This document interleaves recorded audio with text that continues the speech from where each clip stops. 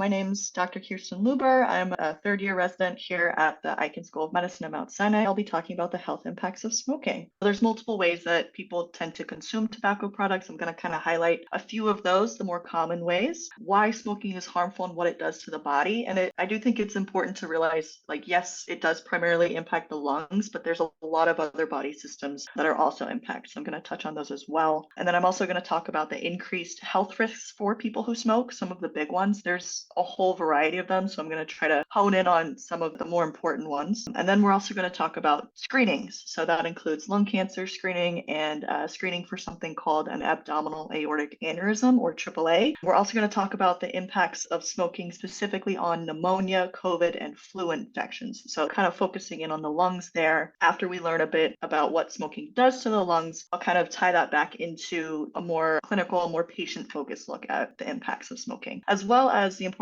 of vaccinations, specifically vaccines for pneumonia, COVID, and flu.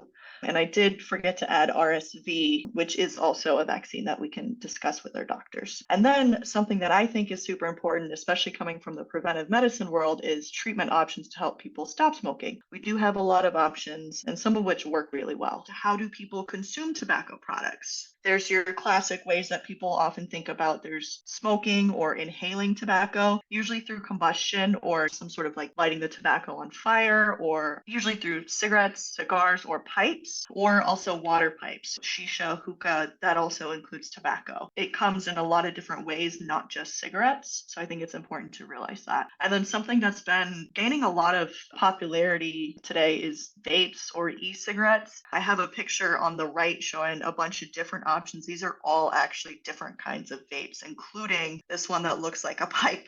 If you see here, here's where we have the vaporizing contraption. So, and here too, this also kind of looks like a cigar, but you can tell that it's not really, it's a vaporizer. So there's a lot of different options in the vaping world. And it is also important to know that since vapes are so new, especially compared to other ways of consuming tobacco, they're less regulated. There's a lot more loopholes that companies can go through. And there's a lot of questions that we still have in the research world about what vapes actually do to the body, especially in long-term effects. And then also importantly, but kind of less common, there is also chewing tobacco or dip snuff. That's usually either a packet or loose tobacco that's tucked in the cheek, in the gum, under the tongue, more kind of just stays put in the mouth, but you do absorb tobacco through your mouth as well. And that does also have different health implications. Smoking, tobacco consumption really in any way has a lot of different impacts on the body, not just the lungs. We have our big systems that are impacted, primarily the heart, your vasculature or blood vessels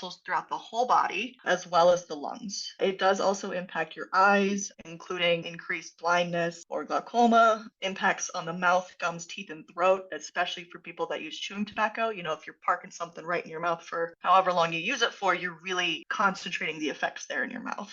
Also, interestingly, tobacco impacts reproduction for both males and females. There's a lot of different ways that it can impact specifically female reproduction, including increased risk of preterm delivery, low birth weight, miscarriage, but it also impacts male sperm formation. So if you're trying to get pregnant or know someone who's trying to get pregnant, smoking can really impact that. It also impacts your bones, reducing bone strength. Also, your bladder and kidneys, increases risk of bladder cancer, and your digestive organs. So that includes your stomach, your colon, and your rectum. Interestingly, also, smoking impacts your pancreas, and people who smoke actually have a 30 to 40% increased risk of developing type 2 diabetes. So it impacts a whole bunch of different stuff in a whole lot of different ways, including the immune system. And also there's an increased risk of many different kinds of cancers. Just kind of looking at this list of all the systems that are impacted, the kinds of cancers related to smoking is also just about as extensive. And then looking over here, kind of just putting everything into perspective, we have the brain,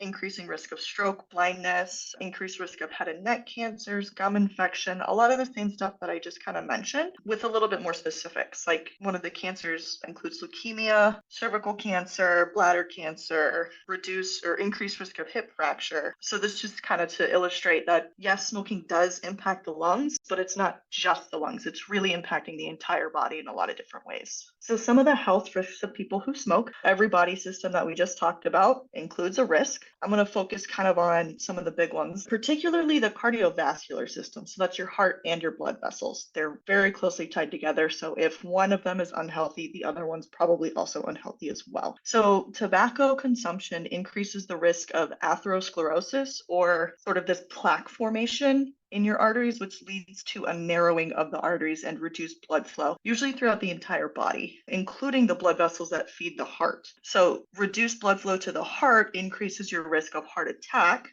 and reduced blood flow to your limbs, your feet, your toes, that can actually cause numbness, tingling, pain sensation, sometimes even muscle weakness if it progresses far enough. So really anywhere that you have a blood vessel in your body, if you're smoking, you can increase your risk of having reduced blood flow there. And also through the process of narrowing this blood vessel, it increases your risk of high blood pressure and risk of heart attack and stroke. Again, you're reducing blood flow kind of everywhere, so those risks are pretty much seen everywhere. And if someone who smokes also has other conditions such as high cholesterol, obesity, or just has high blood pressure for any other reason, these risks are even further compounded by smoking. People who smoke even less than 5 cigarettes a day also have increased risk of these cardiovascular conditions. It doesn't take that much tobacco to really increase risk. The abdominal aortic aneurysm comes about due to plaque buildup. This is where your aorta is, and it's essentially just a big blood vessel. So if you're smoking, you're likely getting some plaque buildup in here as well, and narrowing this big blood vessel that was kind of the highway to the rest of your body. So kind of changing gears, looking at the lungs. That's kind of the first place where the smoke goes if you inhale. And people who smoke have an increased risk of developing or worsening something called chronic obstructive pulmonary disease, or COPD, as well as emphysema and chronic bronchitis. Kind of any sort of underlying lung condition can really be made worse by smoking. And interestingly, probably not surprising, but smoking is the leading cause of most cases of lung cancers throughout the world. And smoking can trigger an asthma attack or make one worse. So if someone who has asthma, they really should not be smoking. It's really bad for asthma. And why it's really bad for asthma: smoking causes inflammation and irritation of the airways. Again, kind of that narrowing effect, which is already what's happening in asthma. So if you have a narrowed airway from the asthma and then you smoke on top of that, it's getting even more and more narrow. So it's hard to breathe. It's hard to breathe in, hard to breathe out, just kind of really tough to get that air exchange. And then the irritation from smoking also causes a lot of mucus buildup. That's just kind of a natural response from the lungs seeing any sort of irritant. They produce mucus, try to clear that out. So that'll make these conditions worse as well. And then related to emphysema, chronic smoking especially can cause destruction of these small little air sacs in your lungs. And this is where you have oxygen exchange. So if you have fewer of these little air sacs doing oxygen exchange, your body sees that as less oxygen overall. And so that's what can lead to shortness of breath, not really being able to walk very far, reduced exercise, a whole bunch of different things. Smoking impacts the whole body, and that can include increasing risk of cancer kind of throughout the whole body. Primarily, smoking is the leading cause of lung cancer in the world, but it can also cause different kinds of leukemias, cervical cancer in people with the cervix, increased risk of colon and rectal cancer, colorectal cancer, as well as esophageal cancer, your food pipe, because that's also where the body is seeing the smoke. And it also increases risk of kidney, ureter, and bladder cancer, so all of the urine production system, as well as the larynx and oropharynx, so different parts of the throat, either the upper or lower throat. And the oropharynx, or the mouth, the upper throat, is really impacted by chewing tobacco. Again, that's where you're parking the dip, the chew, so that's really where it sees the most impacts. And we also have increased risk of liver cancer, pancreatic cancer, stomach cancer, and the trachea. So pretty much everywhere in the airway, from mouth, teeth, gums, front of the throat, back of the throat, your airway down to your lungs, all of your lungs, anywhere that actually sees the smoke has an increased risk of cancer, as well as all of these other systems. And then interestingly, smoking also increases the risk of dying from any cancer or other disease that cancer patients might get. So if someone's battling cancer, say for instance breast cancer, and they get an infection, if they're a smoker, they have an increased risk of dying from that infection. And this stat actually really kind of struck me. If nobody smoked, 1 out of every 3 cancer deaths in the United States case would be prevented. So that just kind of really hits home the impact that smoking can have on people's lives, especially related to cancer. What can we do, especially in the health world? There are some recommended screenings that we like to offer patients, especially our patients who smoke, have smoked, or currently smoke. With lung cancer screening, we typically recommend people who meet the screening criteria an annual, so every year they undergo a low dose CT scan of the chest. It's a pretty quick scan. It's basically like a fancy x-ray, but it gives us a really good look at the lungs. And if there's any little blips that we see in the scan, we can monitor them for any changes if we're getting you scanned every single year. So what is that criteria? Who qualifies? Anyone who's 50 to 80 years old, who currently smokes, no matter how much, or if they've quit within the last 15 years, they would qualify. So if someone's, say, 65 years old and they quit smoking 20 years ago, they would not qualify for screening. But someone who's 75 years old and just started smoking for whatever reason, they would qualify because they would be a current smoker. Or there's also people who fall within this age range who have at least a 20 pack year smoking history. To calculate a pack year history, you take the number of packs per day. So for instance, we have 1 pack per day for how long they've been smoking, how many years. So if they've been smoking 1 pack per day for 20 years, that equals a 20 pack year history. Or if they've been smoking half a pack per day for 40 years, that would also equal a 20 pack year history. But for example, if someone was smoking half a pack per day for just 10 years, that would only be a 5 pack year history. So it's really important to think, who is my patient? Who's sitting in front of me? What is their history, to really consider who qualifies and who would benefit from these screenings. And then looking at the vascular, the blood vessel side of things, this AAA, the abdominal aortic aneurysm. And again, the abdominal aorta is the first blood vessel that comes off of your heart and comes up through your chest, down your thorax, into your abdomen, and then it kind of splits around the level of your pelvis. But we really focus on the part that's in the abdomen, in the belly. And the reason for that is this is the part that's more likely to form an aneurysm, which is essentially just kind of like a ballooning or like a widening of the blood vessel. And this happens because of that plaque formation. If plaque gets in this blood vessel, it weakens the walls. And if this gets big enough, it can actually rupture or break, which is life-threatening. That's quite an emergency. We always try to avoid this if possible, first and foremost by recommending not smoking, but we can also screen people who are at risk of this. And who are those people? So this is kind of an interesting screening recommendation for the AAA. We typically offer just a once in a lifetime ultrasound for men age 65 to 75 who have ever smoked. So there's no pack years, there's no quit within X number of years. It's just if you're a man age 65 to 75 and you've ever smoked, we like to get this ultrasound done. And interestingly, you'll notice that this recommendation is specifically for men. Screening guidelines for women, the research hasn't been done enough to really recommend for or against routine screening. And so if a woman is 65 to 75 who's ever smoked, it's kind of left up to their doctor's clinical judgment whether or not they should get this ultrasound. I'm of the opinion that we should offer it to women because I don't really see a reason why not, especially with the risk of this condition being so high. Looking back at the lungs a little bit, impacts of smoking on pneumonia, COVID, and flu infections. So if you'll think back to that slide looking at what smoking does to the lungs, kind of narrowing the airways, making more mucus production, harming the little sacs in your lungs that do oxygen exchange, all of that comes into play. So when you have an infection, any sort of lung infection, and you're a smoker, you are already kind of at a disadvantage because smoking and vaping can harm or weaken the immune system, causing people to be more susceptible to getting these infections in the first place. And again, that compromised lung tissue from inflammation, increased mucus buildup, lung tissue damage also increases the risk of lung infection. It just kind of makes it easier for viruses and bacteria to just sort of like take hold in the lung and really cause an infection. People who do smoke and get these lung infections are more likely to have more severe symptoms and also more likely to die from these infections. They're just more likely to get complications and get more serious kinds of these infections. And especially people who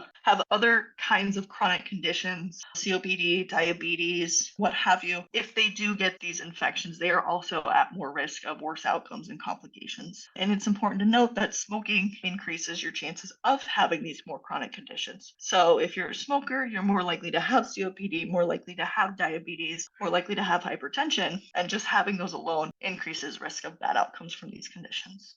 And then just kind of touching on important vaccinations, I wanted to focus on the flu as well as the COVID. So we offer and recommend the flu shot every year for everyone 6 months or older, especially this group of people but I'm going to focus on people with underlying conditions, including asthma, diabetes, heart, and lung disease, again, which smoking increases your risk of just having these conditions at all. And the reason that we like to focus on these folks is that these groups are at higher risk for serious complications from the flu. And importantly, anybody who has like a serious egg allergy should really consult their pharmacist about which flu shot to get. And that's because we use eggs to help create the flu vaccine. But other than this little caveat about the egg allergy, we really recommend everybody getting the flu shot. And then transitioning over to the COVID vaccine, similarly, we recommend sort of these red high risk categories to really get the vaccine because, again, they're at higher risk of worse complications, worse outcomes.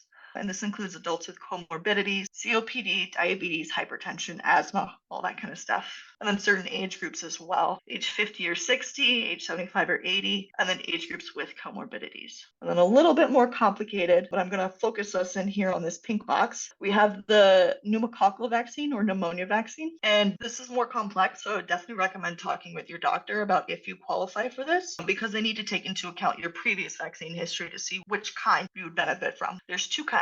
There's the PCV13 or PPSV23 vaccines. But for anyone who is a smoker or lives in a long-term facility or has chronic conditions, including heart disease, lung disease, liver diabetes, we recommend the 23-valent vaccine. It's got a little bit more of a kick to it, a little bit stronger of a vaccine. So we recommend people who are at higher risk for worse outcomes to get the stronger vaccine. I mentioned a lot about how smoking impacts the whole body. Quitting smoking has a lot of benefits, again, for the whole body. So if you quit smoking, you're more likely to experience better vision, brighter teeth, better sense of taste, better sense of smell, heart disease risk drastically reduced pretty quickly as well. And you get better breathing, normalized risk for lung disease. You're able to exercise more, you're able to walk more, be more active, which can lead to decreased belly fat, decreased risk of diabetes, as well as stronger muscles, lower risk of bone fracture. And smoking also impacts your healing time. So if you're going for surgery, we really try to have you quit smoking beforehand to have better post-op outcomes, better healing after that. Treatment options for smoking. We have a handful of different options, including short and long-acting medications. We typically like to pair long-acting medications with a short-acting medication. And the reason for that is that pairing these together, we have better quit rates in the long term, and we also see higher patient satisfaction with the whole process. It just kind of gives patients more support to quit smoking and to quit smoking for longer. So some of these options that we have, the green arrows, these are our two long-acting medication options. So we have the patch. It's a nicotine replacement patch. You place it in various spots on your body, change it once a day, just kind of set it and forget it method. And then we also have some medications called varenicline or bupropion. This is a once daily medication. Definitely talk with your doctor if you're interested in this, but specifically varenicline has very high quit rates. Patients tend to like it, especially when paired with one of our shorter acting options. So I'm going to focus on the gum and the lozenge just because that's what I'm more familiar with, what I prescribe most often. So our short acting options are nicotine gum. Whenever someone gets the craving, pop a piece of gum, chew it, park it in their lip for a little bit until it loses its flavor, and then you can use that later in the day if you have another craving. Similarly with the lozenge. These are both nicotine replacement options for an acute craving. They kind of help you get over that feeling in the moment. And when these short acting options are paired with our long acting options, we usually see some really good success fairly quickly. But with all of these, I would recommend, if you're interested, talking with your doctor, see what's best for you, see what support options fit your lifestyle best. If you or anyone you know needs help quitting smoking, please do let us know. And there are resources in the city that we can connect you to. The city would like to help you quit smoking. So if you or anyone you know wants to take them up on that, please do let us know. We've seen from this presentation what the benefits of that are and how quickly those benefits can be seen too. There's a lot of long COVID resources that the amazing Smart University team has put together, and you can use that QR code to look into all those resources, and just reminding that it's very much a nebulous issue that has so many different symptoms that can go into it, and we're still learning about it. There's a lot of resources to help you. And one of the biggest things to prevent even worsening of long COVID and prevent it from happening is getting your COVID vaccine, which is now available, and the new 2024 booster. So everyone over 6 months old, available at some of these other resources that will show the flu vaccine is available. Like, it should be at your doctor doctor's office too. The new one is available. So just making sure you get those